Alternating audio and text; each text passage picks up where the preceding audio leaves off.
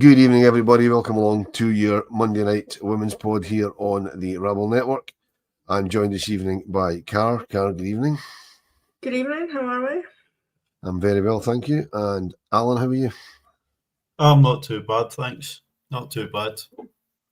We will shortly be joined by Demi, who, there she comes. Look, there we go. We will be joined by Demi in her Rebel Udi. Demi, good evening. Thanks for jumping on, because Brian's only just realised he's nowhere near home. I take it that means time ran away from him when he suddenly realised I'm supposed to be in the house, but he's not. But it's fine. No worries. Sorry, I'm late. Just home from work. That's okay. And you were going to take the night off because you've been sneezing all day. So if you're going to sneeze, remember to mute yourself, please. Thank you very much. So yeah, there's the usual suspects in the comments. Paul McCorrigal, another lackluster game yesterday. Yes, unfortunately it was. I don't know. Theo Isaacs always comes in with a comment at the beginning, so good job. So there we go. So don't forget, folks, if you are looking in, liking and sharing and subscribing, I always forget to say that. So like, share, subscribe, do all that nice stuff. The links are probably not in the description, but they'll be about somewhere on the YouTube or whatever. So and there's Papa Bear agrees with Paul. Feels like a worrying start despite the win. I've got no idea what that was. Who's that? I've no idea who that was. That was a bit deafening. So, Alan, that's a good point. Before we get into the game yesterday, it's a worrying start despite the wins, because we're not exactly in great form.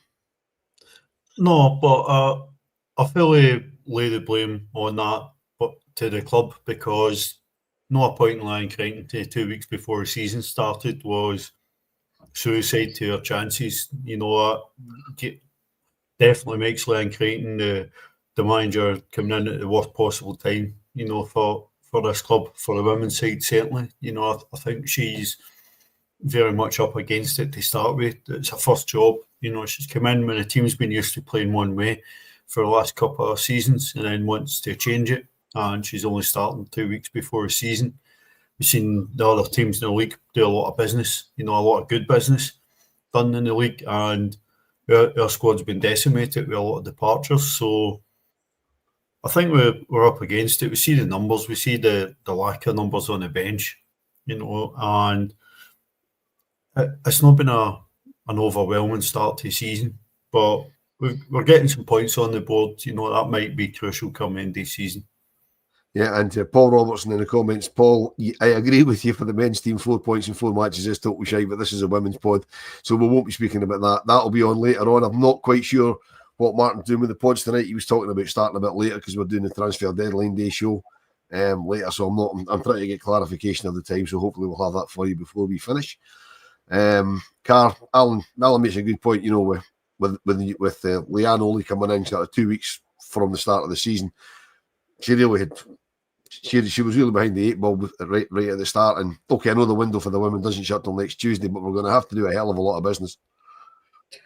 Yeah, I mean, we need to bring someone else in or a couple in if we can get a chance. But I mean, that doesn't explain why suddenly there's no intensity and we have no energy when we're playing football, because that doesn't suddenly get coached out of you in 2 weeks, and that doesn't disappear just because a coach is telling you to play differently. So I don't really understand what's going on there, but as Alan says, we've lost a lot of players, so we do need to bring someone in, ideally probably at the back because of the injuries that we've got. But then, as we said, I think it was last week, do we then have too many later on down the season once they're all back fit? Potentially, but we need to do something because this start is horrendous. It's the worst I've seen us start a season since I've been going. Yeah, Demi, it's not a great start at all. I mean, we've touched on it before that it would appear the club were really caught with their trousers down with Jo leaving when she did. Yeah, I mean, like I said last week, I think the club didn't deal with the situation very well. Like Alan said, they had. It's not. I don't think it would have come as a massive surprise to anyone, that Jo was going to leave. Even if it did come as a surprise, it shouldn't have taken that long. To especially if we knew who it was going to be. I know she had a role at City and all that, but I just don't think it should have taken as long. So I think that I agree with Alan. The club is sort of to blame for that, and also I think it was obvious that Jo was away. So we all seen it. How could the club not? Yeah, absolutely. And we've put it off quite long enough. Yesterday, back to Broadwood for a home game. I'm already a bit cheesed off with this swapping venues. It's either Ibrox or Broadwood. It shouldn't really be both. But at the moment it is. So at Broadwood yesterday for a 4 o'clock kickoff, which was good because you could do both games if you were so inclined to, like myself, Demi, and Alan did. I was actually sick of the sight of Alan yesterday, but that's just because it's sat with me. I don't really mean that, Alan, honestly. So the team that faced Motherwell was Fife, Connolly, Jackson, Docherty, Austin, McCleary, Arnott, Griffiths, McLaughlin, Hay, Wilkinson, and Howitt. Car, a couple of changes from the previous week. Yeah, which I didn't initially notice, and I said, "Oh, it's pretty much the same team." And then Alan started listing players that were different, and made me realise that actually was. But I think it was right bringing Lizzie back in from the start. I think that made sense after she had a pretty decent second half that she came on last week. We don't really have many other options. Nice to see Kathy back, though. That was nice to see because we thought she might have been out for a bit longer, but she was back on the bench, which was good to see. So, but the back line, we didn't have many other options. But yeah, a few changes, which is nice. But then it's Motherwell, and we should have had enough to beat them quite comfortably, as we all thought they would, but we didn't. Yeah, Alan, was it really a surprise to see Kathy Hill on the bench a week before we play Celtic? I think if she was going to be anywhere near fit for the game next week, she had to get some minutes this week. We saw her play half an hour at Montrose and then miss out last week at Ibrox against Hearts. So whatever setback that was, the club don't tell us about any injuries. So that might just have been simply a case Kathy was ill last week, and it wasn't a fitness thing. So we can only guess because we don't get told anything. So it's good to see her back. It was the first time we've managed to name as many 7 subs this season, so that certainly helped. And only 2 changes. I don't like seeing too many changes to a team. I think it's hard to get any sort of rhythm if you keep making sweeping changes. But let's face it, right now we don't have enough numbers to make sweeping changes to the team. No, I mean, Demi, as Alan says, we don't have the numbers to make sweeping changes, and it's still we do need to certainly get Kathy back for it, because the fact that we've got basically three fullbacks playing 3 of the 4 positions at the back, and the other one's a kind of an attacking wide player in Jodie McCleary. We really need to get centre backs back in the centre of the defence. Yeah, absolutely. And I mean, the promising thing was when Kathy came on yesterday. She looked fit. Obviously she didn't play very long, but she looked pretty fit. So, like Alan said, was it an injury? Was she unwell? But yeah, absolutely. We can't keep playing, fullbacks at centre back. It shifts the whole balance of the rest of the team, and especially when we're as light as we are in the midfield. We need to have our defenders playing in their natural positions. Yeah, I mean, Carl, it wasn't a great game. It wasn't a great game yesterday. There wasn't really a lot of chances. Although, having said that, the Motherwell goalkeeper certainly had one of our better days in the chances that we did make, because we had nothing really cutting edge. We only really settled that we missed was right at the end when Mia hit the post. The rest of them they weren't gilt edge chances. I don't know, the XG wouldn't be very high on them, I don't think, to use the thing the kids all talk about that I know nothing about. But if their keeper wasn't on form, we could possibly have scored another 2 or 3, but we probably wouldn't have deserved it. No, I think goalkeepers always have great games against us for some reason. They really turn up when we come to town or they come to us or what have you. But I thought we were better in the first half. I thought we had a bit more energy and the performance was a bit better. Create a lot more chances of passing was a bit better. Movement was better than last week, but it's not really difficult to be much better than what happened last week. But yeah, we could have been probably about 3-0 up at half time had some of those shots not been saved or gone wide or hit the post, but we just didn't do enough, really. As you say, we probably wouldn't have deserved it if we had been 3-0 up at half time. Yeah, I mean, Alan, coming off the game slightly, JD's putting in a comment. Good evening, JD. Wonder if Leanne's going to continue to be back because of a few have went out and games already underway. We kind of touched on that a few minutes ago. That we do hope that she does get back. The fact the transfer window carries on, continues when games are started. It's an annoyance for me all through football, because I personally think the transfer window should shut when the season starts. Yeah, it would be nice, but certainly this season, I'm very glad it doesn't. You know, I think we've got about 10 days or so still to do business, and I believe the club are hoping to get maybe as many as 3 or 4 in. I think that might still leave us 1 or 2 too late. I think we need to make sure we've got options in a competitive squad. I think we've still got a very, very good first 11, but I think we're stretched when we see any injuries. Well, missing three centre halves and as you say, playing 3 fullbacks across the back line. So definitely like many areas. Certainly lost a couple of strikers in the summer as well, with Jane retiring and Rio moving on to Bristol City. So I'd like to see some business. You know, I'd expect a centre back will be a first bit of business, and it'd be a very, very good lift, I think, for a team. Even if we get players in who are not involved next Sunday, I think just to have a lift from new faces in the building, I think would be massive ahead of next week.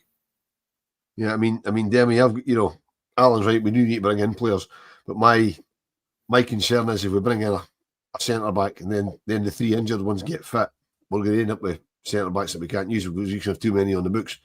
However, we're in the position, the window's about to close in 8 days' time, and we don't at the moment have any fit centre backs. We hope, obviously, Kathy came back over half an hour yesterday, so we assume that she's back fit again. But we don't know how long Raf's going to be out. So, do we bring in a centre back and risk being centre back heavy? Yeah, I mean, I think we have to. If you look at last season, the amount of times that Kathy picked up an injury, albeit she was only out for a game or 2 at most. Most of the time she got an injury, but Raf's had 2 or 3 longer spells out, over the course of last season. So, yeah, it can only be a good thing, to have extra centre backs in, because even if they're missing that one game, you've then got a centre half that can play in there, especially if that's a game against, one of the bigger teams and you're not having to move one of your fullbacks into centre back. Yeah, right, Carl, let's get back to the game. I'm just trying to take the comments as I see them coming through. But back to the game, as you said there, we could have been 2 or 3 up at half time, but we were 1 up at half time, and the goal came from Brogan Hay. Yeah, and I don't think anybody had her to score first on the predictor, to be honest. But to be honest, she probably shouldn't have scored because it took her long enough to get it past the goalkeeper. But takes a shot, hits the goalkeeper, and then managed to round her and put it in the back of the net. But that was 20 minutes into the game, I think we were at before we even scored, which was just mental. But at least we got off and running and looked a little bit more comfortable because of that. But that'll do wonders for Brogan's confidence to get the first goal, or to just score in general, I think. Yeah, no, when the goal came with an assist from Katie Wilkinson. Yeah, through ball. We didn't really understand at the time why Motherwell were so upset by this, but noticed in the replays, we were probably quite fortunate the ref had an absolute shocker game and missed the fact that Chelsea Watson was down with a head knock after a clash with Katie. She played the ball through. Good ball through. Brogan will be disappointed with herself if she'd not finished that first time, but keeper's not held it and Brogan's took her chance at the second time asking. So 3 games in, Brogan's scored twice, which is really good. I know Brogan talked post-match in our interviews that she's hoping to contribute a wee bit more with a higher starting position, playing further up the park this year. And I think it's going to be imperative for us to have any sort of success this season that we get numbers from the wide players. Yeah, I mean, David, there's Paul picking up on Alan's point, thought the ref might blow because of the accidental clash. I didn't actually realise it was Chelsea that was doing it. It was one of the Motherwell players. I didn't actually notice it at the time. It was only when I watched the highlights back I realised why they were going to be a bit tonto. But for me, I mean, the referee did have a shocker. I mean, to be fair, I think we've seen her running the line as well, and she was pretty poor at doing that as well. I think it's the same. I think it's the same official that we've had running the line a couple of times. They look very similar anyway.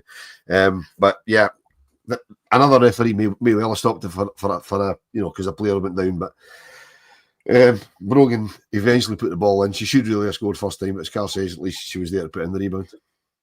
Yeah, I mean, I'm the same as you. Well, and Alan, I hadn't even noticed that the Motherwell player was down until I watched the highlights before work this morning. So, yeah, I think we did get lucky that the ref had an absolute shocker, because having seen it, she probably should have blown, but and yeah, for the goal that Brogue scored, I don't think Wilco was originally passing the ball to Brogan.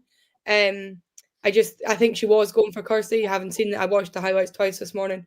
I think she was trying to find Kirsty, but overhit it slightly and it landed at Brogues. But yeah, how she missed the first one, I don't know. But she makes no mistake the second time round. Overhitting it slightly is doing a lot of heavy lifting there, because if that was meant for Kirsty Hewitt, she had absolutely no chance of getting anywhere near it. But yeah, I think the way that Kirsty kind of just stopped when it went past her, I think it was meant for Kirsty. You can see that she kind of looks at it and then just stops when she realizes that it's gone. It's gone to Brogues. Yeah, I think Debbie's right there. It probably was originally meant for Kirsty, but it was seriously overhitting. Fair play to Kirsty. She sort of realised where it was going and just stepped back out the road. Yeah, I mean, it's not like us to overhit or underhit passes. That's not something we would ever do when it comes to Rangers across the board. We'll get to underhit passes in a minute or two. Alan, 1-0 at half time. I'm just trying to pad this out because there's really not a lot to talk about. 1-0 at half time, and then early in the second half, Katie Wilkinson turns provider again. Yeah, and if you look at the second goal, I think you maybe give Katie a wee bit more credit for Brogan's goal, because it was a perfectly weighted pass by Katie Wilkinson down the channel. Kirsty Howe's taking a touch. Maybe looks as if she's went a bit wide, but really good finish across the keeper into the bottom corner. 2-0 early in the second half. You think team can relax, you can go on and start really playing a wee bit, but it never really came to anything. The tempo never lifted, and the game, even at 2-0, remained very, very flat. But really good to see Kirsty Howe off the mark for a season. It's her first goal since the friendlies, so don't want a striker that waits too long into the season before scoring their first goal. Well, yeah, Demi, I hope JD's right here that Katie's fed up scoring goals and she wants to break assist records, because she'll have to go something to break the assist of Lizzie Arnott, because she must have dozens. Yeah, it's good to see. It's sort of, it's what I think we all gave, Katie a little bit of stick for last season, is, for not coming back as much to help, but, 2 assists, what just shows, that she's been dropping deeper to come in and get the balls if they're not, going to her. So it's good to see that, she's now dropping deeper to pick up balls and, help other people get the goals. I think that's something that we often spoke about last season that she didn't do enough of. So it's nice to see. Yeah, and Demi, good to see, as Alan says, good to see Kirsty Hewitt getting off the mark for the season. Yeah, I love to see our strikers scoring goals. I particularly love to see Kirsty Hewitt scoring goals. So yeah, it's brilliant to see. Yep, and another point from Paul Carr. Good ball from Liv to Wilco to make the pass in the first place. Yeah, I mean, I thought Liv had a pretty good game yesterday. She was all over the place, running herself ragged as she always does. Looked particularly angry, I thought, was seemingly frustrated or something. She was flying into things and making all sorts of challenges. But yeah, I mean, Liv is always good for a pass, but that pass was exceptional. And then Wilco to just see that Kirsty's then running through and make that pass was exceptional. It's nice when we are able to do that. I just wish we would do it more often. Yeah, and Alan, as we said earlier, we made a flurry. So we used all my 5 substitutes. I had a bugbear with last year with the previous manager not using all the subs in games when we were winning. We made a flurry of substitutions. We brought on Kathy Hill, as we said, for Ailey Austin just after just over an hour. Me and Macaulay came on for Brogan. Hey, Brogan has put in a good shift, so it's good to give me a half an hour. And Kim came on for Alice Griffiths. Now, I was speaking to a couple of fans at half time who I tend to agree with aren't overly impressed with Alice Griffiths so far. What's your thoughts on Alice's performances so far? I think you've heard a few whispers around the ground that we're not playing well and we've not started the season well, and people are instantly attaching that to new players. I've heard Fallon get a wee bit of stick, Alice get a wee bit of stick, and it's typical of new players. I'll get that, if they don't shine right from the start. I think Alice maybe still getting up to the pace of the game up here. Going to need to get used to the fact that Rangers don't get time on the ball. Teams want to get in your face, and I think Alice has shown in flashes she's a very good football player. You know, I think her range of passing will become very, very important for us. You know, but certainly in the midfield, I think Liv's been particularly excellent. You know, I think Liv looks far fitter than she looked last season, which just proves what we all thought. Liv was getting ran into the ground last season and clearly playing through knocks and injuries. So I think they need to develop a bit of a bond, a bit of a relationship in the middle, because it's, as well as Liv's playing, it's just not quite happening in terms of the midfield right now, and I think that's key to why we're not actually performing well. In terms of why we took off Liv, as I say, we absolutely burned that girl out last season and then lost her for 6 months of the season. So I think it's very, very wise when you see how important Liv McLaughlin can be to the team that we actually look after her. Yeah, Demi, I was going to throw that point to you, but Alan covered it very nicely there. Paul's point of why did we take Liv off? Clearly it was to give her a rest. She'd done her usual great running, and it also meant we could give May Croft a good 15 or 16 minutes of the game. Yeah, I mean, how many times last season did you could see it in Liv's face herself when she'd run herself ragged for sort of 70, 80 minutes, and the subs board's going up, and Liv's absolutely devastated to see that her number's not on it, because she's exhausted. So, yeah, got to, she put a fair shift in there yesterday, so I'm not at all surprised that they took her off. And yeah, like you say, it's good to get minutes in May because, albeit she's still really young, but she's an incredibly talented footballer, so, more minutes can only help her. Yeah, and Karen, another point from Paul that Laura Berry needs more game time. I know that's something you'd agree with. She got 10 minutes yesterday. When she came on for Kirsty Howard. Yeah, which for me was probably the wrong thing. I think she probably should have come on for Wilco, but that's by the by. Yes, I know. I think we need our main strikers with experience to show up more and score more goals, which is only going to happen if they're on the pitch. Laura's got time. She's got a few years ahead of her to get sorted and get situated, but when she did come on, she looked lively. I wish she'd taken a shot on herself instead of passing to me at one point. I don't know if we'll get to that because that happened in the second half, but she looks good, but she needs probably, as they're saying, more game time. But I wouldn't start her ahead of Kirsty Howard and Wilco just because they are more prone to goal scoring than she is. Yeah, and Alan, we'll get to the goal that made it a bit squeaky bum for the last 10 minutes. I think it was about 10 minutes from the end. Motherwell pulled the goal back, and it was an absolute howler. And this time, we can't really blame the goalkeeper. No, I think Jenna's done the right thing. She's came out to close the gap to make the pass back easier for Jodie, who's running back under a bit of pressure. And Jodie just completely underhits the pass with her left foot and leaves Jenna stranded. She stands up to the player, but can't really do anything, being just outside the box. So the ball's laid back into Carla Boyce as Jenna's trying to run back into position, and first time finish, doesn't give Jenna any chance. Kathy's a bit further over, can't get a block in. It's a terrible, terrible goal to lose. It always looks bad when the keeper's left running a bit helpless, but unfortunately, this time Jenna was left very, very short by Jodie, who up till then and even after then had a very, very decent game again out of position at right back. Yeah, Demi, do you think, having watched it back, I think Jodie could probably have tried to atone for her own error by closing down. I think it was actually Brogan's sister that the ball broke to that gave the assist. Closing her down and maybe helping Jenna a bit and maybe putting a bit of uncertainty if the ball got as far as Carla Boyce.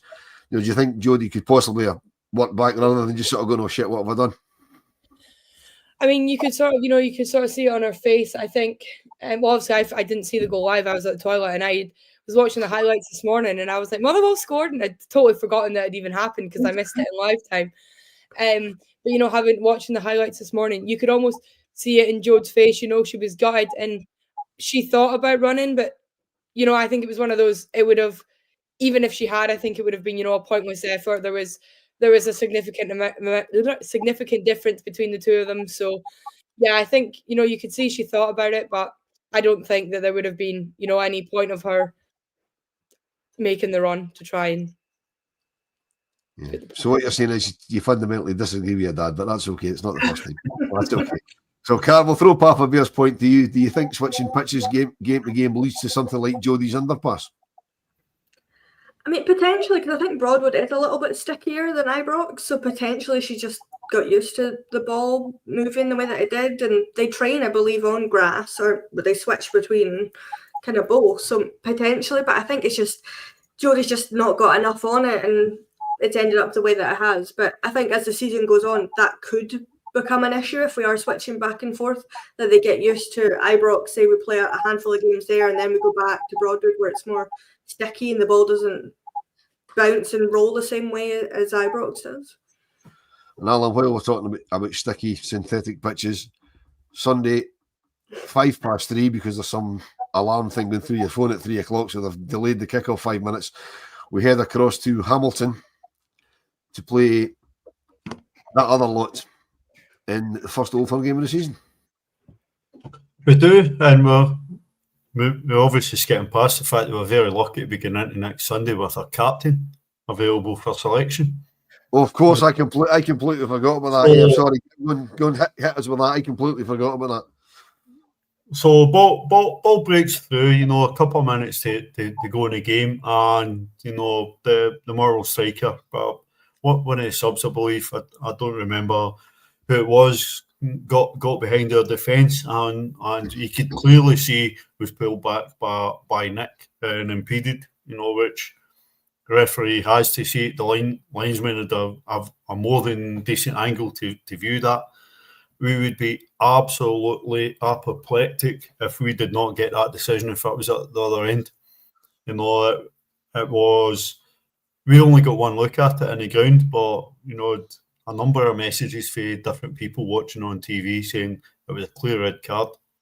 Unsurprisingly, our club's highlights don't show that, but, Nick got away with one, and speaking to her after the game, I think she knew that she got away with one, and on reflection is just glad that she's available next week. But certainly we've had a testing start to the season. I think three difficult games.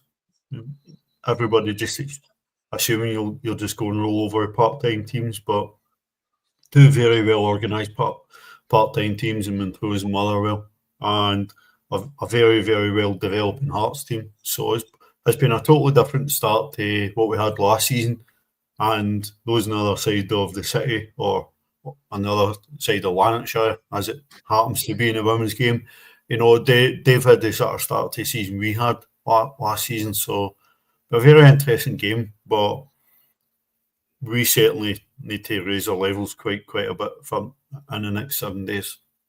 So, Demi, what's your expectations for next Sunday? I mean, do you think we'll have brought at least one, possibly two players in by then? If we bring them in, do they come straight into the team depending on their positions? I mean, I know it's all guesswork because we don't know. I mean, hopefully after the men's window shuts tonight, we'll maybe start hearing more whispers and other things coming out and about what's happening with the women. Yeah, I'd say probably, two to happen before the end of this week. So, do I think they'll go straight into the game? I think if we sign a midfielder, they will certainly be in the squad. But we sign anyone anywhere else on the pitch, I'm not entirely sure, if they'll come straight in for selection on Sunday. But I do think, if we sign a midfielder, they'll certainly be available to play, whether that be, starting or from the bench. But expectation for Sunday, I think it's going to be a really, really close game. I do think we will beat them because, like I've said before, your current form can't really come into it. When you're playing an Old Firm game, it's a one-off. It's not one-off, like I said before, but it's a game that it's a one-off game, shall we say? So your form doesn't really, I don't think, really affects how you're going to play in that game. I do think we're going to beat them, but I think it's going to be a relatively close game. Carl, there's the fact that I know it's Leanne's first Old Firm game as a head coach, but there's the fact that she's away. She knows the rivalry. She's been in about the game up here a long time. Do you think that'll help us when it comes to the newer players in the team? Well, potentially, but I think you just let Kirsty Howard and Kathy Hill and Nick do the talking, to be honest, and they'll let the young players know. I'm sure they've already told them, and most of them probably already know, playing, for Scotland minus Kim, who I'm sure the players that took. I think it was pottery painting they took her this week or last week, so I'm sure they told her all about what it means. And it was candle painting. Oh, sorry, candle painting. But I'm sure they explained to her the situation and no green paint on your candle hen and like all that sort of jazz. But Leanne will know. I mean, she's been at Motherwell, she's been at City long enough. She knows what it means to not like Celtic.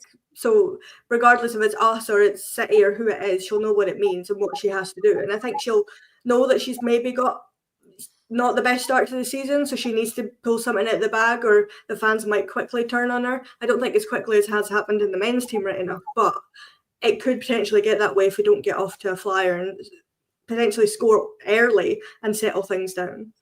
Alan Paul saying on Sunday we need to keep the midfield tight and full of runners. So I don't know if by full of runners he means having wide players wide and using the width of the park. So what would your game plan be on Sunday? I think we need to get people in the team that's going to raise the tempo. I think that's massive. I think if Cathy's fit to start, you might see Cathy start, Ailey move to right back, and Jodie go into midfield with Liv. I think that could be a proper workhorse up here. Jodie and Liv in the middle. I certainly think there will be many ankles in the home team in one piece. If we line up with Jodie and Liv in the middle. But no chance of Kim starting. Possibly. But see how she does in training. Apparently she's impressed a lot of people in training and they're expecting big things from her this season. So we'll see that in games. Certainly can't afford her to run onto the park and get booked straight away for half in people. I think a wee bit of adrenaline got to her yesterday. That candle painting really got her fired up. But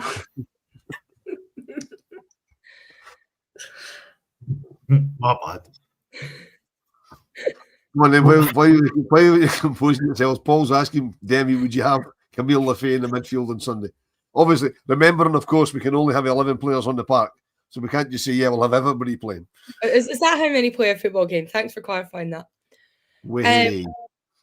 I think, in the midfield, the first name in there's got to be Liv McLaughlin, she's got to start on Sunday.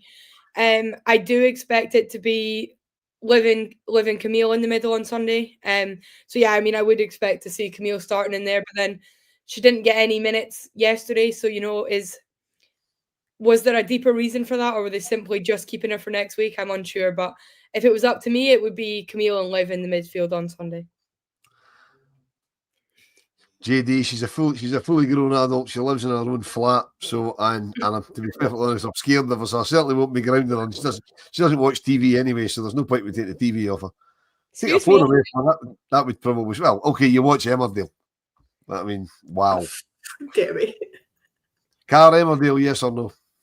Shocking behaviour watching Emmerdale at your age. Horrendous.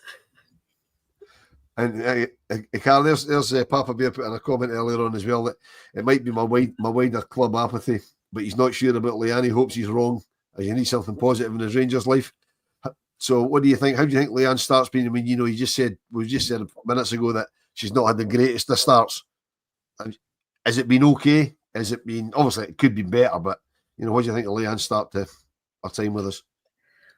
I think it would help if we had more midfielders to know how she's actually going to set up the midfield, because I think currently only having 3 or 4 available and only starting really 2 in the middle at most points isn't, well, maybe that is how she wants to play, and if it is, then I don't really rate it, to be honest. But she's not had the best start, but I think that comes down to the players as well, and as Alan keeps pointing out, the fact that it took so long to appoint her and it's just not settled just yet, and it has been a tougher start to the season as we have had in previous years. So it could just be that.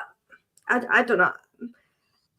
I think she's got potential if she gets the players in and can get everyone doing what she wants, but it's how quickly that's going to happen that worries me. If it takes her half a season, it's not going to work.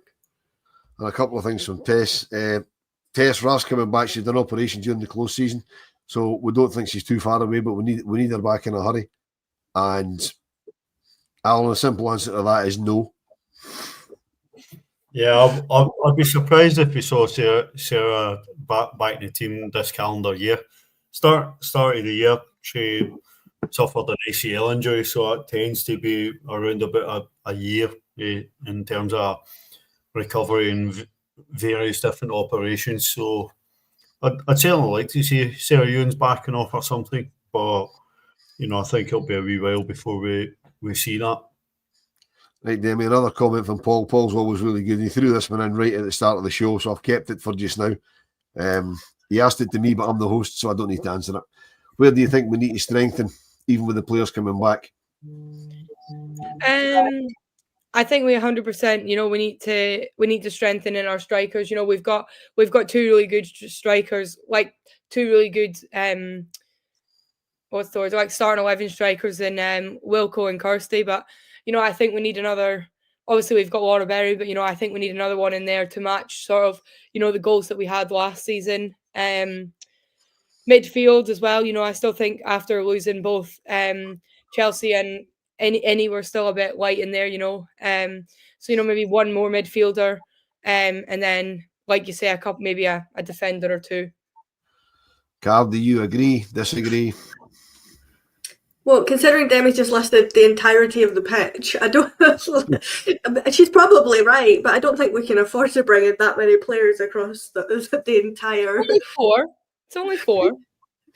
I know, but I don't know if we've got the space on the bench. Well, we actually do because we don't have that many subs, to be honest. So maybe we could. But I think midfield and backline are a priority. I don't think striker is as much of a priority at the moment as the other areas. And we're not going to bring another goalkeeper in, so there's no point wasting time with that. So, yeah, I think at least two, potentially three, mainly midfield and back. Yeah, and Alan, JD's point, it would be harsh to judge Leanne right now because she came in late, as you've got an awful habit of reminding us. Lots of players, good players have moved on, which again, they moved on before she came in. And he's saying, has any players come in after Leanne saying, obviously we brought in Kim last week or the week before, whenever it was, whether that was Leanne signing or not, because it seemed to take a long time to get that announced. So I'm not actually sure Leanne's brought anybody in.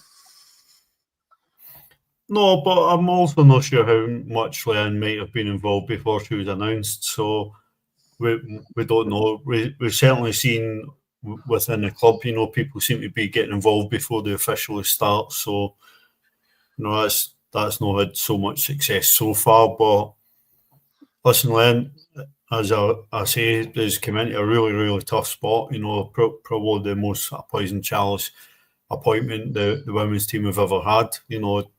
Leanne knows her stuff, but she's obviously got all her badges. She speaks about the game very, very well when she's doing punditry.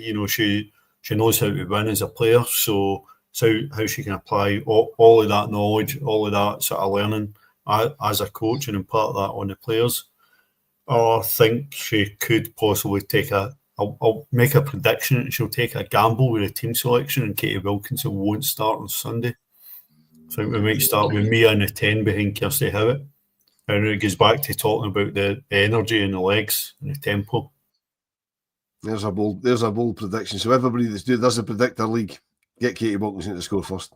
Just to annoy Alan. Well, we've managed to get almost 40 minutes out of a very, very poor game yesterday. So I'm quite impressed with that. So as I said earlier when we started, I'm not sure what's happening with the pods tonight. I know the 7:30 pod I think was getting binned to 9 o'clock because we're doing a transfer deadline thing. I know we're definitely doing a transfer deadline thing, 9 till 11. I don't think the 7:30 pod's happening because of that. It might be. If it is, just keep your notifications on. You'll find out.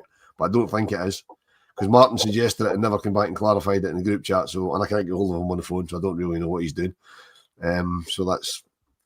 But we're definitely here at 9 o'clock for a men's transfer deadline day thing for those that are interested in that, because we've got some phenomenal numbers watching just now, and it's blowing my mind what I'm looking at right now. But before we go, obviously, as we say, big game on Sunday, 3:05 kickoff. It is international weekend for the men, so if you are at a loose end and you're in the Lanarkshire area, unfortunately, you need to go onto that lot's website to buy the tickets. But that's just no, you don't. you go into fan base and the tickets are sold on fan base, so you don't actually need to go on their website. Well, even better. Good. So there you go. You go into fan base. I just took it what somebody said on the Facebook page earlier. You need to go into their website. I should know that because I've done it previously. As I say, 3:05 kick. Call it a 3 o'clock kickoff at New Douglas Park, home of Clyde FC, which is very, very strange thing to say. And hopefully we'll see you there. We'll all be there. Demi, before we go, prediction of the score for Sunday, please. I don't like that you always ask me this first, but I'm going to say 3-2 to us. After the flick you gave me earlier, you're always getting asked first. Alan. 1-0, Kirsty Howitt. Don't think my nerves could handle that. And Car. 2-1, Laura Berry.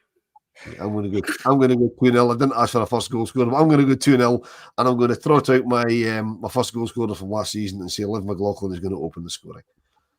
I'll say, you know what? Talking about goal scorers, when I watched the highlights, I'm absolutely astounded, right? That and the name's going right out of my head. Jodie McCleary didn't score a goal last season. That astounds me. Absolutely astounds me that she didn't score a goal last season. Given the previous 2 seasons she had, Jodie popped up with quite a few goals, but we are playing much deeper and playing either centrally in the midfield or at the back or as a wing back. She really struggled to get into the box more. I think if you look back at most of Jodie's goals for Rangers, they're within 12 yards of a goal and within the width of the goalposts. Jodie tends to score poachers' goals, and she's not been getting in those positions to actually get in any sort of chances. I'd like to think we'll see Jodie playing a bit further up the park this year when we've got players fit and not getting marooned back at right back. Certainly, I think there's a lot of goals in Jodie McCleary's game, and disappointing that we couldn't get on the positions last year to score. Well, hopefully she's been saving them up and she gets one of them on Sunday. And there's JD saying whoever was in co-coms in the BBC feed was raging Motherwell didn't get the penalty that we talked about earlier on when well, they could be raging at that all we want because it was outside the box, and as much as a foul and a red card, it was a free kick. I wasn't sure if it was. I thought it was maybe right on the edge of the box, but I haven't seen it back. So, I mean, how the Lino didn't see it beats me because the Lino standing right in front of me. I noticed the Motherwell player rugby tackle Jenna, and nothing happened. She didn't get a card for that. Yeah, that's true. Yeah, that was again conveniently missing from the highlights. Yeah. I mean, it was really an assault. Anyway, don't want to go back over the game. It wasn't the best of games. There was a few talking points which was talked about. So we will be back here next Monday night, hopefully celebrating an Old Firm victory. If you are kicking about Lanarkshire and you do get along to the game on Sunday, don't be shy. Come over and speak to us. Demi doesn't bite. She might have sweeties in her pocket if her dad supplied them because she's not a fucking ghoster. She's not a ghoster. She's buying them. Who bought the snacks for Broadway yesterday? I can't remember. Temporary amnesia. Anyway, this isn't the Wolf and Demi show. Car, as always, thank you very much. Thanks, Alan, thank you very much. Demi, thanks for not sneezing all over us. Thanks. Everybody in the comments, tremendous. Everybody viewing, the numbers tonight have been absolutely insane. So thank you very much. We'll see you all again 6:30 next Monday.